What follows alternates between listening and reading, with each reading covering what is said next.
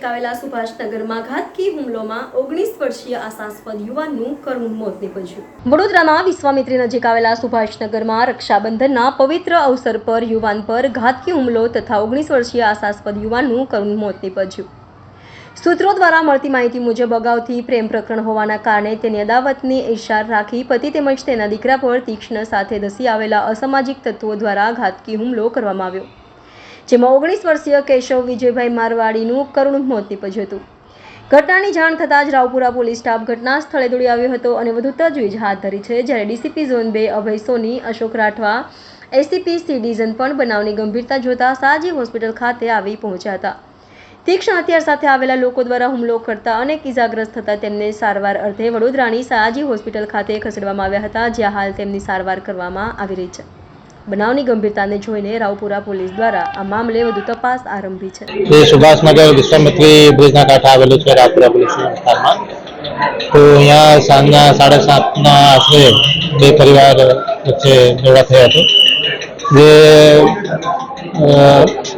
મહિલા જોડે અનૈતિક સંબંધની બાબત લઈને અગાઉ બોલાચાલી થતી હતી અને આજે એમાં બે ગ્રુપ વચ્ચે ઝઘડો થયો। તો આમાં એક માણસની મૃત્યુ થયો છે અને જે બીજા ગ્રુપના 3 લોકોને ઈજા થઈ છે। જે આરોપી ગ્રુપના 3 લોકો છે અહીંયા અત્યારે હોસ્પિટલમાં એડમિટ છે અને જે બે છે એમની શોધખોળ, બે અન્ય જે છે આરોપી ગ્રુપના શોધખોળ ચાલુ છે। અત્યારે વિસ્તારમાં શાંતિ છે અને પોલીસનો બંદોબસ્ત પણ રાખવામાં આવેલો છે। અત્યારે 3 લોકો જે હોસ્પિટલમાં એડમિટ છે, અમારા પોલીસ બંદોબસ્ત ત્યાં રાખવામાં આવેલું છે। એ સારવાર થયા પછી એમ ધરપકડ કરવામાં આવશે અને જે એક બીજો જે આરોપી છે એમની શોધખોળ મને ચાલુ છે।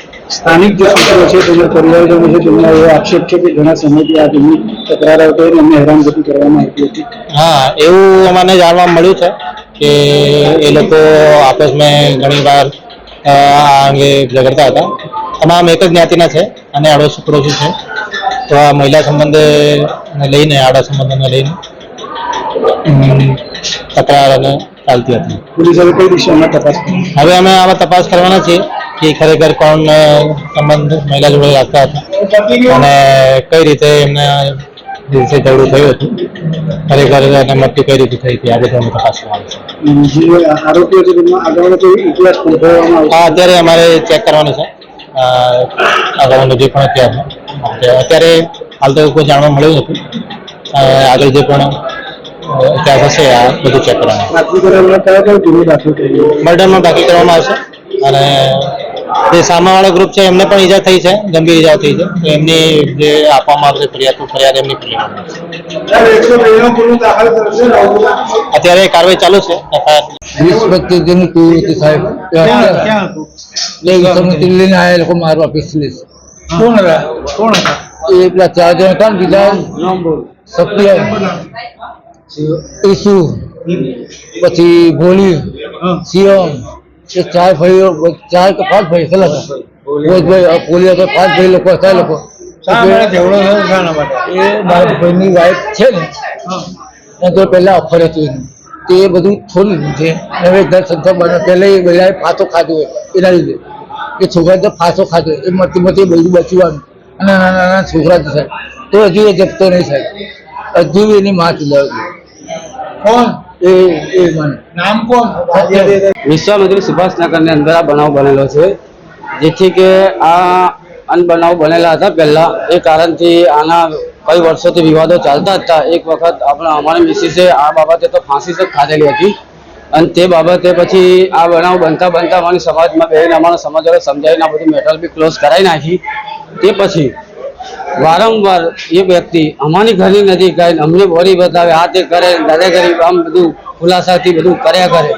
હવે ઘડી વારંવાર આ બધું સહન તો કોઈ નહીં કરે અને આ અનબનાવ બનેલા હતા, તે ગુસ્સો તો હમણાં નહોતો જ બહુ ભારે, અને તેના અંદર આ વ્યક્તિ પછી આવીને અત્યારે આખા 15-20 જણને લઈને આવ્યા બધાને।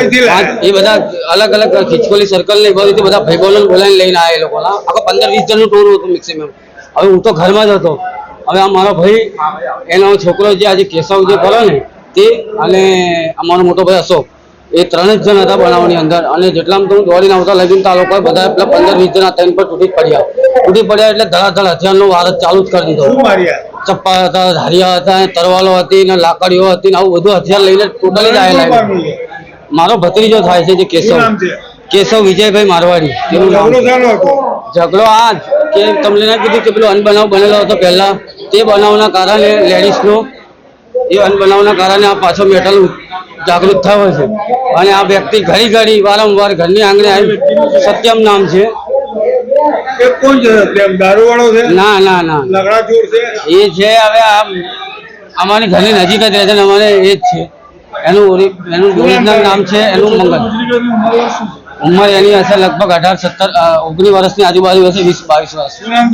મારું નામ શ્રવણ રમણભાઈ મારવાડી.